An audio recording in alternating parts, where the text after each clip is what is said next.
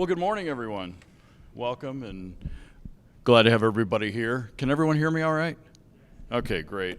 I usually have a big mouth, so I don't really have to worry a whole lot about hearing myself in that. But it's like, again, I'm Joe Koran. I am the VP of Sales, or formerly VP of Sales at Forever Oceans. What I've done is I've actually moved into a new role where I'm doing some things outside of their environment at the time. However, what's interesting about it is, what's the fish guy up here doing talking about plant-based foods? Well, I have a very personal side to this. So it really, for me, it's really important to understand the value and understand the functionality around plant-based foods in general and what they can be. And I'll go through and talk about a couple different things, but let me give you a quick overview of my story of why this even matters to me. From 2005 to 2015, I had 3 heart attacks, triple bypass, and 12 stents. And during that time, I was doing everything the doctors told me to do, following all the directions, taking all my medications, doing everything I was supposed to do, following the diets that they recommended, so on and so forth. So I'm sitting in the hospital after my 12th stent, because after all, they're cheaper by the dozen. And I was sitting there and the doctor says, "Hey, I got good news and I got bad news." It sounded like a bad joke starting, so I thought, well, let's hear it out. The good news is my heart's like a 25-year-old. I said, great. He said, the bad news is your arteries are like an 85-year-old, and if you continue to do what you're doing, you'll be dead in 3 years. And I said, now hold on a second. I've been listening to you for the past little over 10 years, and you're telling me if I continue to listen to you, I'm actually guaranteed to not survive 3 more years. He said, no, we didn't say that. I said, well, you just did, though. I said, so here's what I'm going to do in the terms of Vegas here. I'm going to do it my way, Frank Sinatra. I'm going to try my own thing. So I went 100% plant-based, dairy-free, and decided that was it. I'm going to try this and see what happens. In 7 months, I reversed heart disease and type 2 diabetes. And within 18 months, I lost 60 pounds. I was very regimented on my diet, and I was also getting out walking every day, and I reduced a lot of stress in my life. But I attribute it all to plant-based foods. And I had been exposed to this because everyone's probably seen the forks over knives things from over the years. I just said, oh, that's interesting, another diet plan. But there's a lot more to it. And it's not just about the health. But overall, that drew me in.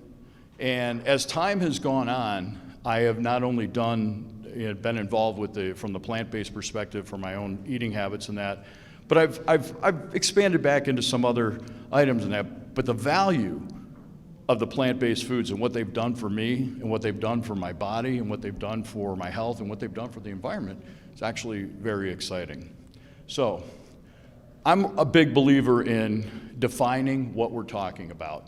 Right now there's like moving targets around definition. Well, I said that word, but what I meant by that word was this. Well, let's talk about what a plant-based diet actually is. And it's basically foods that are derived from plants. So, well, does that mean that if you're plant-based, you're vegan? Well, see, there's a very interesting timing on this as well, because the word vegan is starting to come under pressure because, like every different group or organization, you have a radical faction that comes around it that gives the rest of the group a bad name. So the vegan word at times becomes that crazy word that people always are like, oh, no, we can't talk about that. But there are people that are plant-based that also do have some animal product in some way, but the majority of what they eat is plant-based, and it's been derived from plants, fruits, vegetables, grains, and so on. And we'll define those a little bit further. So why do people choose to do it? The environment is one, because it's much healthier. We'll break that down a little bit. Social consciousness, because they want to do what's right and ethical. And again, for health, which is the reason that I chose to be involved in what actually worked for me. So when we start to look at what the benefits are of plant-based proteins and such that we bring into our diets, When we start to really look at these, there's really very few negative aspects to it, or the areas that are lower than animal proteins, and that would be just allergens and the gastric distress that you may have around it as a result of that. Other than that, it's very, very enlightening for your body, right? We are what we eat. So it's a very healthy way to ingest our bodies. There's been many topics around that from the animal protein that people say, well, if you think about it, if you store vegetables at room temperature, they don't break down as fast. If you stored meat at room temperature, it would break down rather quickly. Well, imagine your body as a storage facility, and you put animal protein in your body, how it breaks down in a 98-degree environment, as opposed to vegetables breaking down in that environment. And it's kind of just something that's not very nice. So what we talk about from the environmental perspective, when you think about livestock, our planet over the next, by 2050, they're expecting to have 10 billion people on this planet, okay? That's a lot. And to be able to feed that many people, just based on today's current environment, we look at where we're at, 65% of the land, or 45% of the Earth's surface is covered, with animals being raised for consumption. Same time, the animal feed, you're using a third of the available land just for feed, to feed these animals. And, and again, thinking about how many people, as you mentioned earlier, homeless people, people that are starved and deprived of the foods on a daily basis.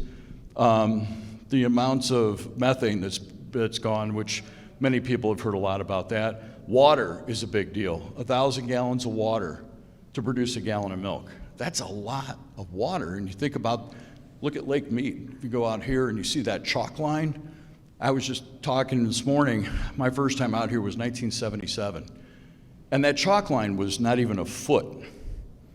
That was just this little white line. And now when you go out there and you look by Hoover Dam and you see this, it's just devastating. We're talking about water that's being used to feed animals now too. And the livestock in general, the greenhouse gases that are coming out of that.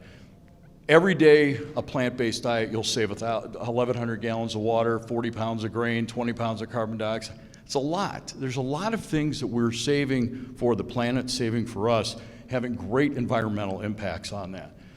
From a food security standpoint, you're looking at 820 million people that are suffering from food deprivation in some way. That is a number that, to me, is just way too high in an environment where we just have a great amount of opportunity to help people, and to see that many people, because of the land that's being used for other things, it becomes pretty devastating. The trends that we have, as I mentioned before, by 2050, we're going to need 60% more food. Forever Oceans, the company I was involved with, got involved for this very purpose. The whole reason they started their concept was to grow offshore aquaculture that could scale to feed a growing planet, because we're running out of land space. We don't have enough room anymore for people to get up there, for them to be growing the animals, growing the feed. There's not enough space for it. So going offshore was the logical opportunity, and not just right offshore, 10 miles offshore, so you have less environmental impact in that way. So there's steps being taken to actually go in that direction. But the energy and the power that goes around it as well. From a health perspective, I'm living and breathing proof that truly, if it wasn't for a plant-based diet, if it wasn't for my changing my ways, I wouldn't be here today. There's no question about it to me, that it was the drastic change that I made that cleaned my body up. Biggest thing was dairy. Got a lot of cheese freaks out here, hopefully. Everybody loves cheese. Who doesn't love cheese? It's great. That was one of the hardest things for me. But what I noticed was the amount of inflammation that wasn't there anymore. The aches and pains in getting up in the morning were gone. The ability to move around and do things like I had done years ago were gone. You know, I turned 60 last year, and my kids looked at me and they said, "Dad, you look younger than you did when you turned 40. And I said, yeah, it has a lot to do with what I'm doing and feeding myself right now. It makes a big difference. So think about this from a perspective. One person, to feed a person for a year, you need the amount of land for one person of 2 football fields. So we all passed that stadium coming in here, that brand new stadium. Put 2 of those fields side by side. That feeds one person 1 year on an animal-based diet. Take that same size, you can feed 14 people with a plant-based diet. It's a big difference. And it's a big opportunity for all of us to take a look at it. You know, it started years ago with the Meatless Mondays, and then Vegan January. But it's becoming one of those things that we need to take a look at a little bit more closely. When you look at the overall greenhouse gas emissions, this one is one that's been very popular in just about every documentary you'll ever see around plant-based foods, that truly, you know, the cattle industry does more harm for the environment than many of the cars that are driving and trucks that are driving right now. So the simple forms that we have in plant-based foods, fruits, vegetables, nuts, legumes, grains, beans, these are things that, you know, people are like, where do you get your protein from? The same place the animals get their protein from plants. I mean, it's one of those things. You eat these products, they're fantastic. There's so many variations. My wife comes from a 5th generation meat company. So first off, when I walk in, I meet the family. Hi, I'm from the seafood industry. And now all of a sudden it's like, oh, okay, here we go. We got this guy, he's not one of us. We're the meat people. Okay. Well, then I go through all of these issues, and I said, we're gonna make this change. And she took recipes that her family grew up with, and we changed them, and we made them all meatless. The amazing things you do with mushrooms and beans and different grains and such, and actually put yourself in a situation where you can enjoy the same sensations, the same feeling, but you're not feeling, you feel good afterwards. You really feel good. You don't feel like you've weighted yourself down. It's changed everything. She adapted very easily to the diet and hasn't missed it. We've actually made foods for people who are true carnivores, my kids, and they're like, God, this is great. It's the best chili I ever had. There's not a piece of meat in it. It's all beans, it's mushrooms, it's all the things that you want to ingest in your body and get those feelings. So right now, there's a lot of plant-based food segments. You got milk, which is probably the most popular. The soy milk was out there for years. And then we got into cashew and almond and all these other milks that came out. The cheese industry, near and dear to my heart. I highly recommend, if you haven't tried Violife, great cheese. Not that I'm here to promote anyone, but wow, what a cheese. It's amazing. The mouthfeel is there. The melting ability is there. All these things are there for it. It gives you those same sensations. Ice cream being done now. There's a number of ice cream companies. Eggs, the Just Egg company, made from mung beans.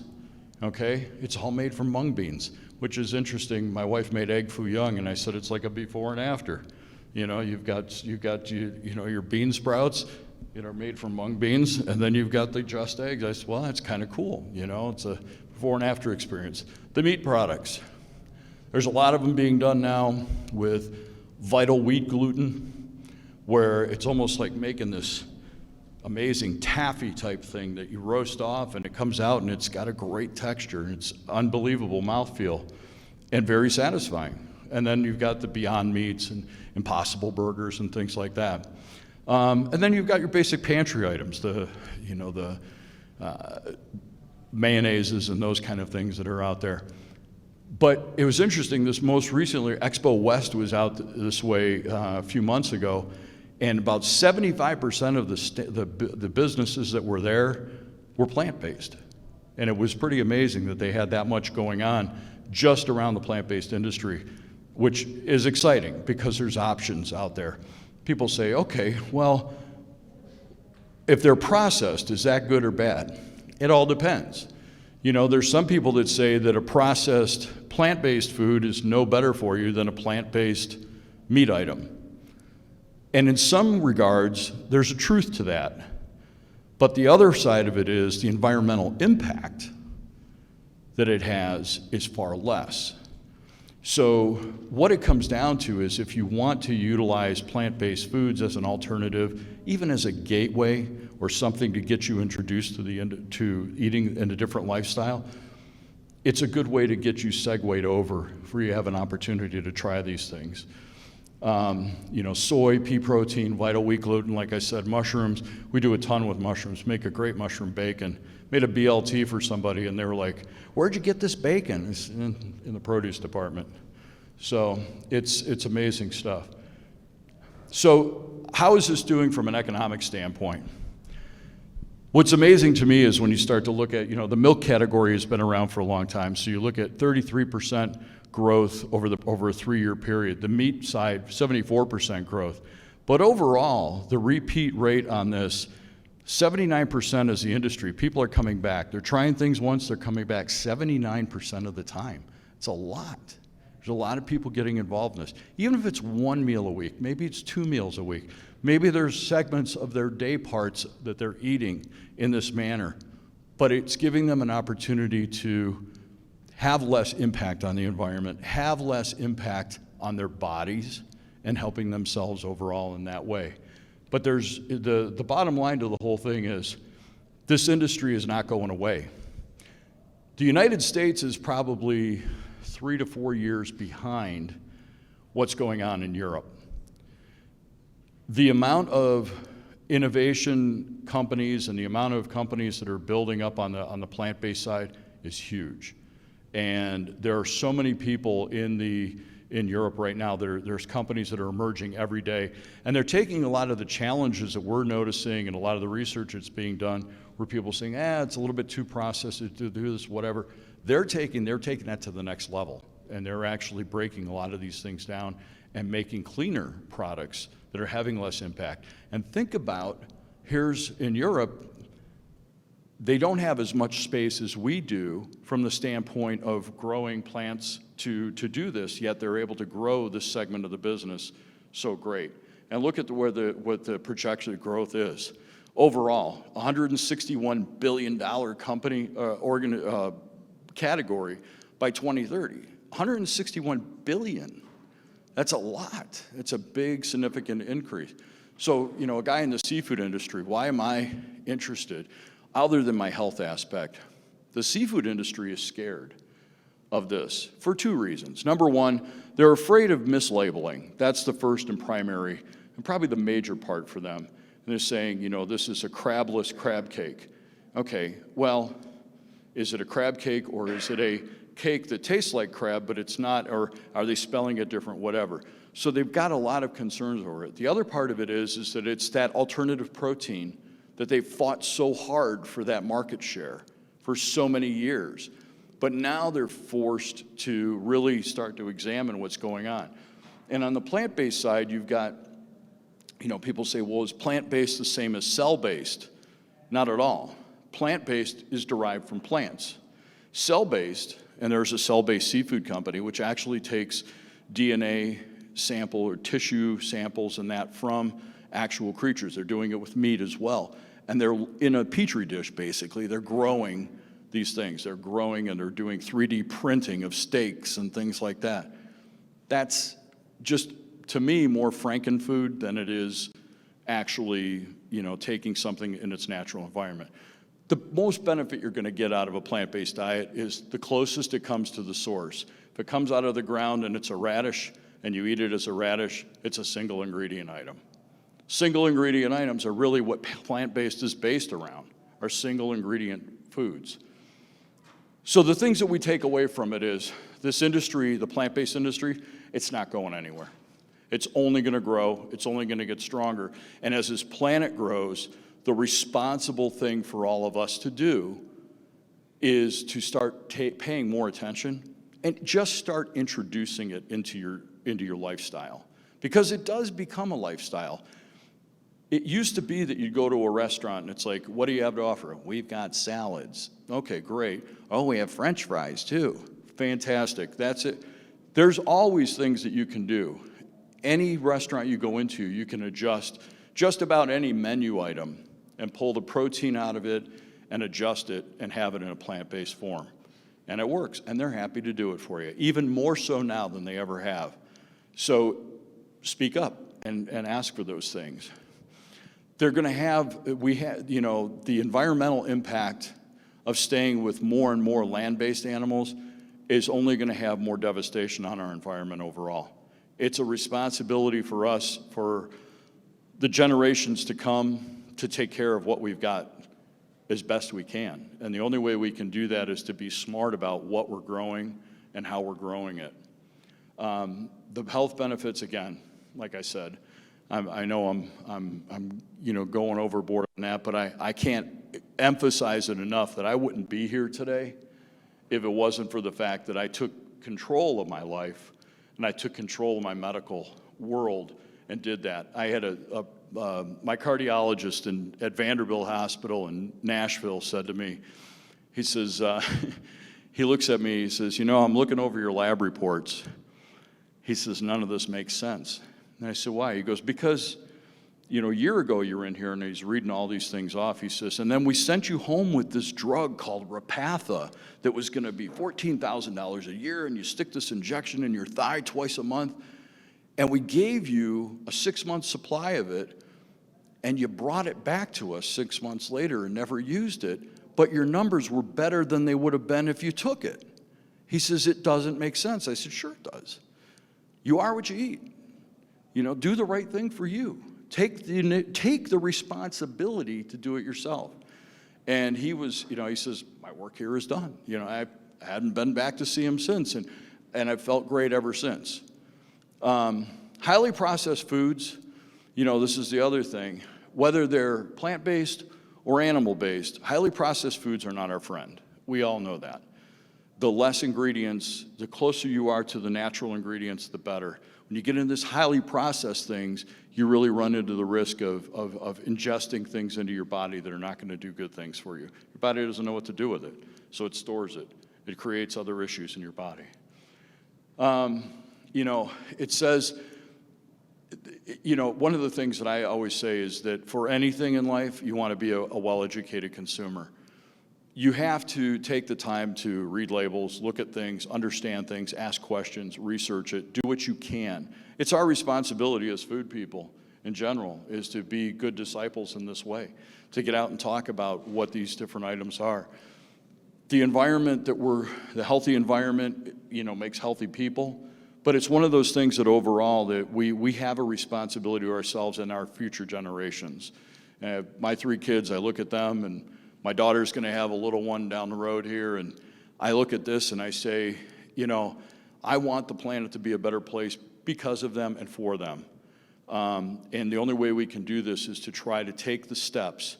And if everybody does one little thing, when you saw the chart, one person eating meat for a year, 2 football fields worth of land needed for that, or 14 people on that same size land if you're doing the plant-based. So somewhere in the middle is the love story we're looking for. So that's where we're at on that. What questions do you have? Because I'm sure there's a few questions that are out there around this. I may not have all the answers, but I can make them up. Anybody have any questions on anything? How long was your process of changing your diet? It was sitting in the hospital. Hold on. Can we just repeat the question? We have people online listening. They can't hear it if we don't do it on the microphone. Sure.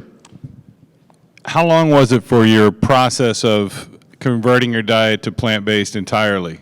Yeah, it's a great question. The process was the commitment.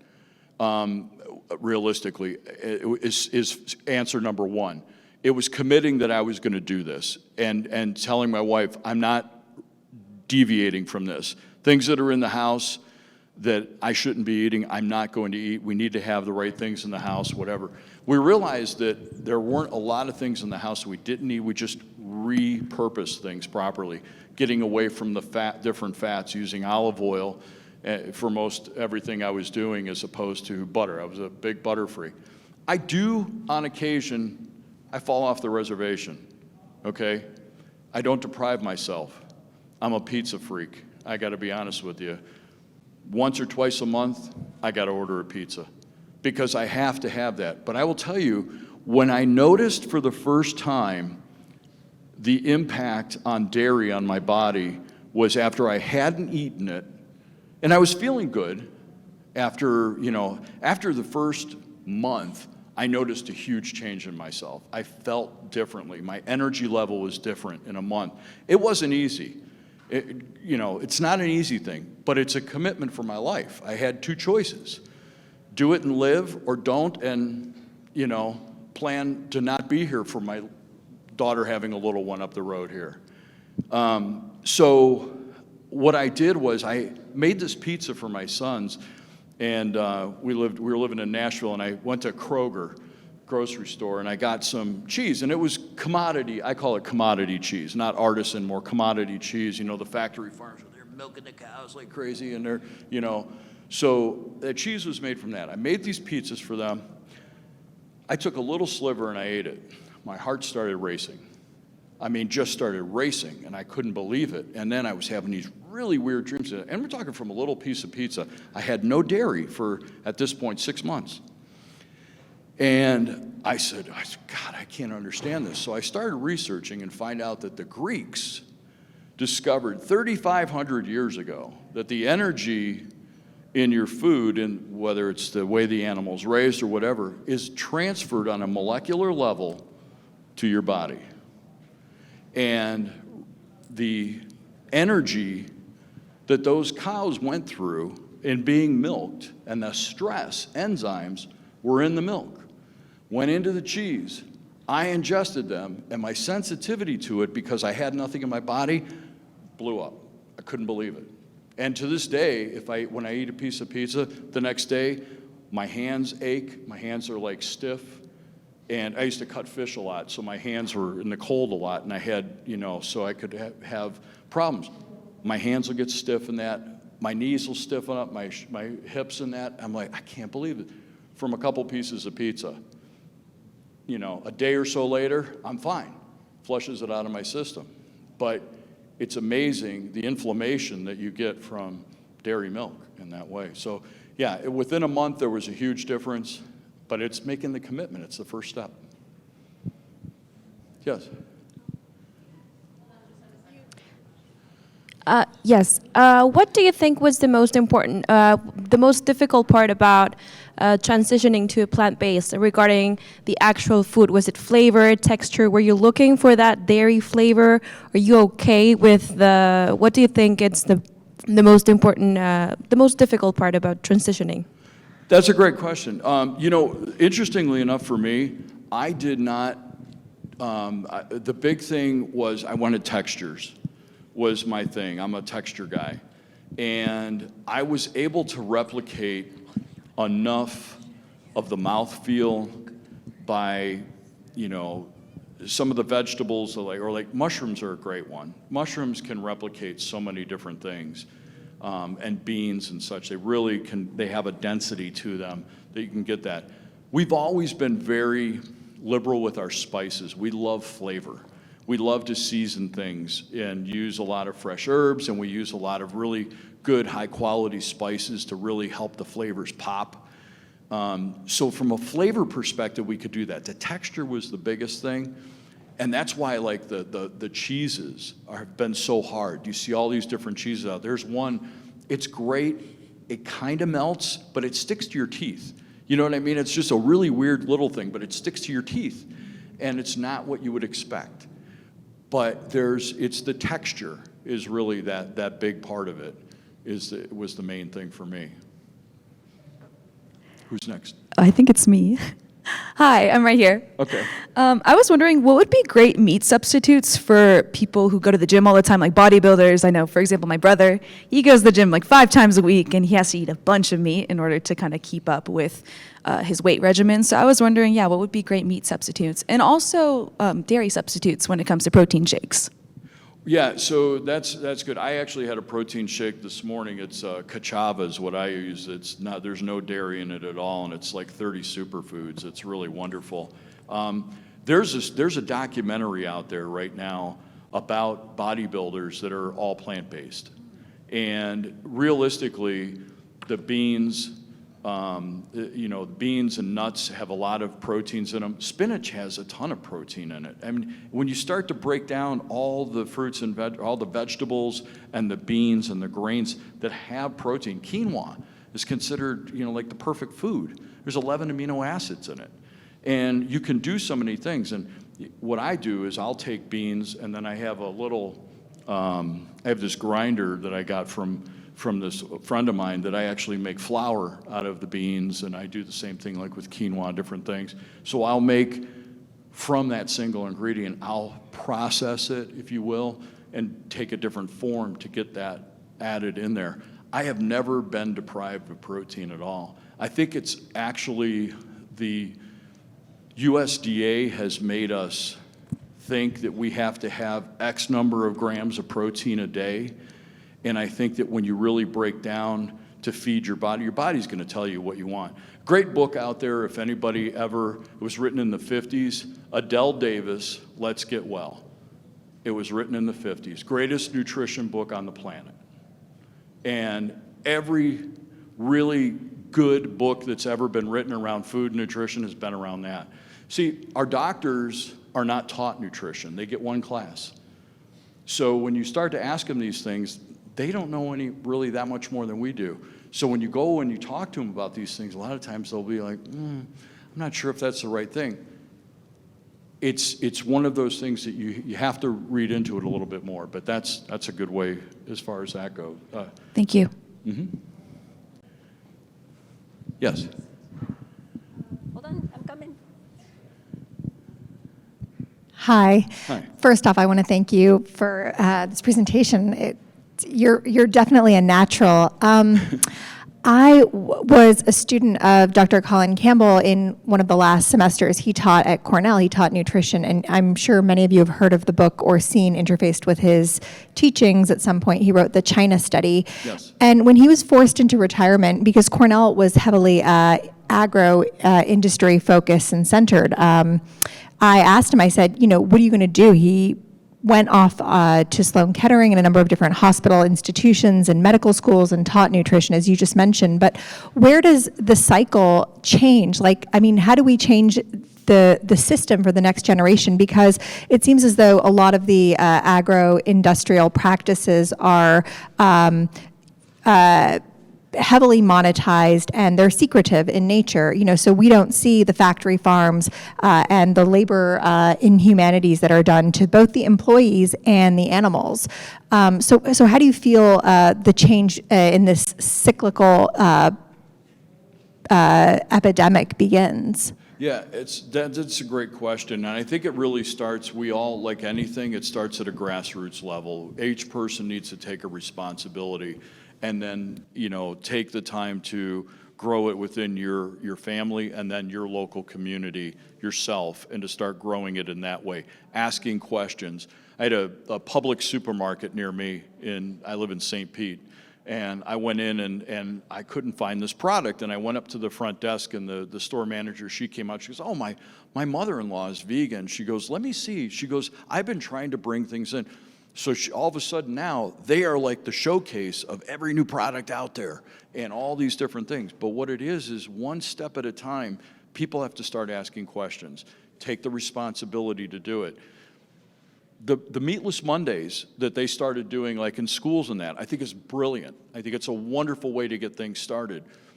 We have to take responsibility on our own. When we look at the impact that we're having on the environment, the Earth's not getting bigger. The land's not going to expand. The waters, there's restrictions around that.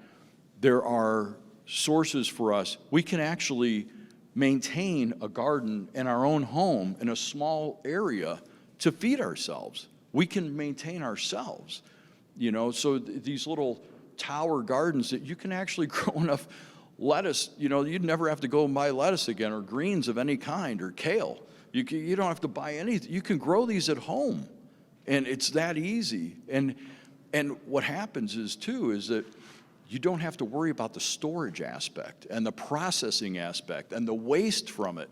We bought ourselves a little composter, for the house, and we put all of our stuff in. It's like Vitamix, the people that make the blenders make this great little compost. It's not a plug, but it's just something that's worked for me.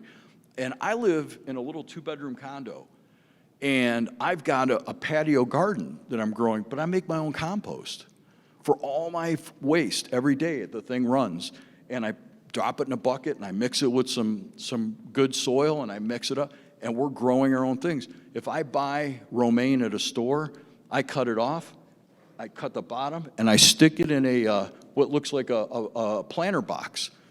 And I have them growing like in a cycle that I cut one off, and the next one, is starting to grow while that one starts to grow back. And I could get 2 or 3 life cycles out of one head of romaine. And if I buy a 3-pack, I've got that, for a couple of months, and I just keep rotating it through, and I've got great soil that I'm working with. But it starts at the ground level. And he was brilliant in doing that, what he did. And when you listen to his stories, he's, the Forks Over Knives book, it makes sense. It's putting clean things into your body. Yes. Thank you. What's your comments on meat analogs that are in the market? Because I'm aware that it involves highly processing in high temperatures and conditions to denature those proteins that are in the market right now. So one, is it still healthier? And when we compare it with actual meat versus plant-based meat? Secondly, what's the nutritional? Do you have any study or any idea that what's the nutritional profile in that case when it has to pass through to develop a certain texture at the end of the product? Thank you. Yeah, so that's a great question on that as well. Again, I think we look at highly processed foods is not something that we want to make a mainstay in our existence. What I do really feel that the benefit of what Beyond Meat and Impossible and all these have done is they've opened people's eyes, and it's been that what I call the gateway. It's been the opportunity to have the same textural experience that you wanted from eating, the Beyond Italian sausage is fantastic. I mean, it tastes like that. But the fats that are in there are not all good fats. And that's a problem. So you can't do that as your staple. If you have it once in a while, like other things once in a while, that's okay. But you can't make that your mainstay. Because if you do, you're still eating processed foods, and processed foods they're not gonna help us long term. We want to stay as close to the single ingredient items as we can. So.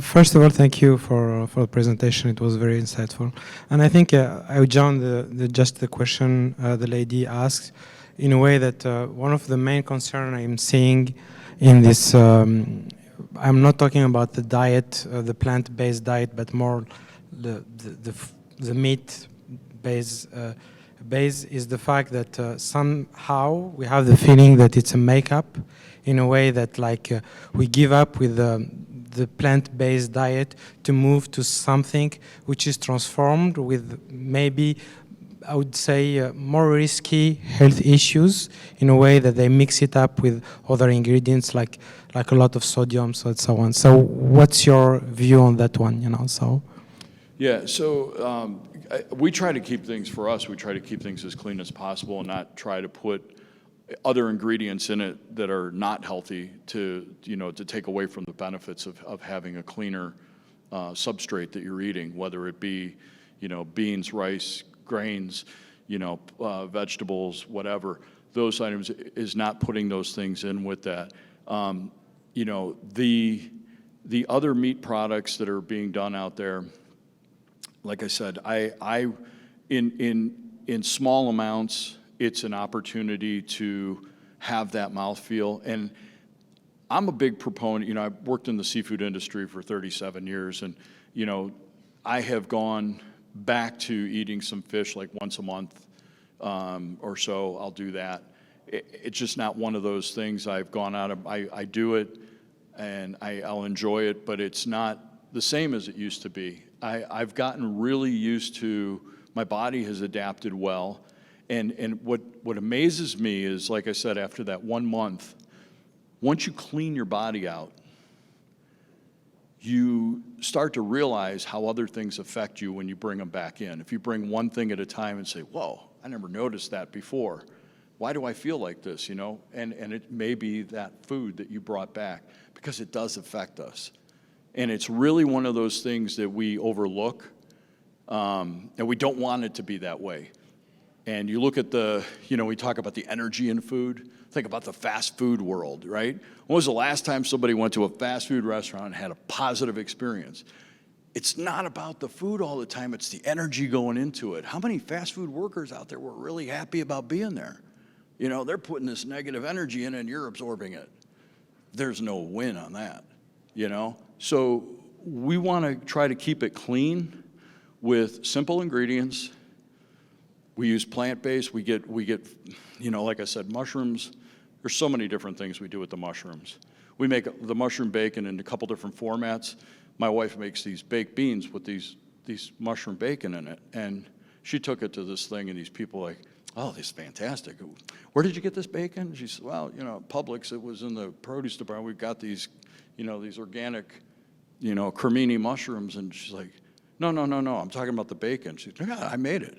And we smoked paprika and whatever, and we put it together, marinated it for a day, and it tastes just like bacon. Texture is even there. You cut it thick enough, you get the nice bite. That's why we make BLTs with it. So, but yeah. Again, congratulations on your change over here. You're truly inspiring. Currently, right now in the United States, we have about 5% of Americans that are plant-based, and that's very low. And unfortunately, when I watch a Super Bowl commercial, it's all about Doritos and processed foods and sodas and everything else. And we're not advancing our society, especially in the United States. We know China's more advanced in plant-based. They have more plant-based restaurants. But in the United States, we're not advancing. Now they're trying to incentivize corporate dining Googles of the world to eat healthier so they can lower healthcare costs. But unfortunately, when we look at it, it starts in the schools. And I don't see the marketing behind it. I don't see the education behind it.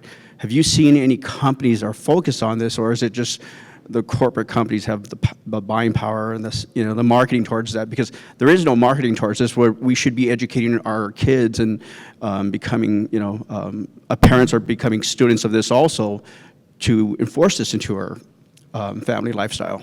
Yeah, I think you're right on as far as that goes, as far as at the family level, educating yourself, educating your children, and making it part of a process in that way.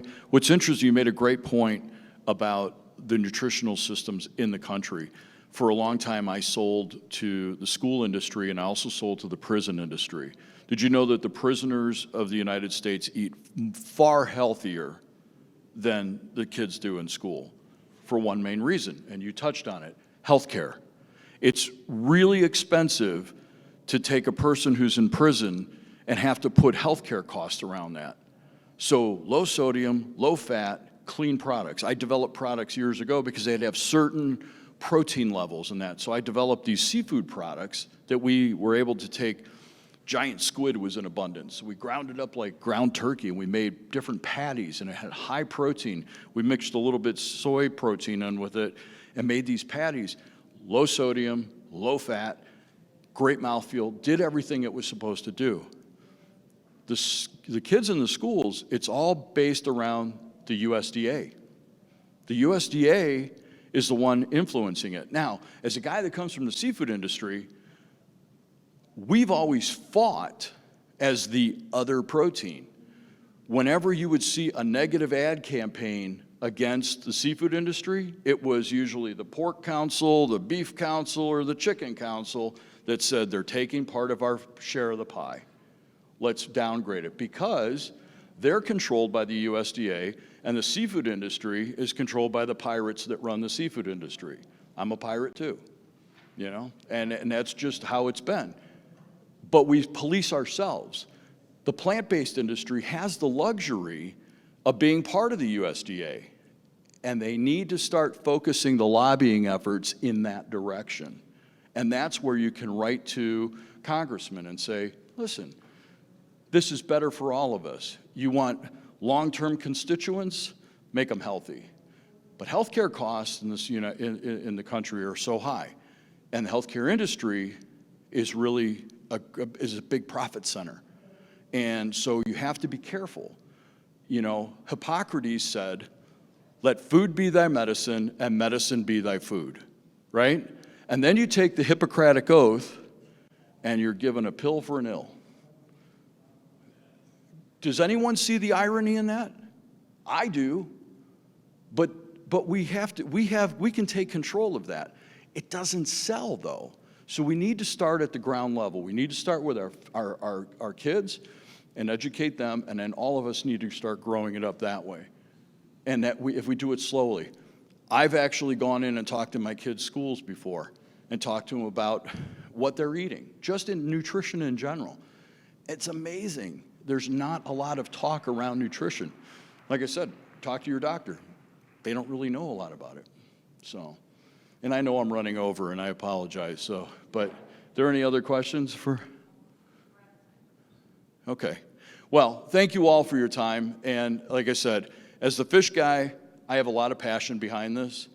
But take the opportunity, try one meal a week. Try something where you can learn and just look at some different opportunities. You'll thank yourself. The planet will thank you. Your kids and the next generations will thank you. And I thank you. Have a great day. Enjoy.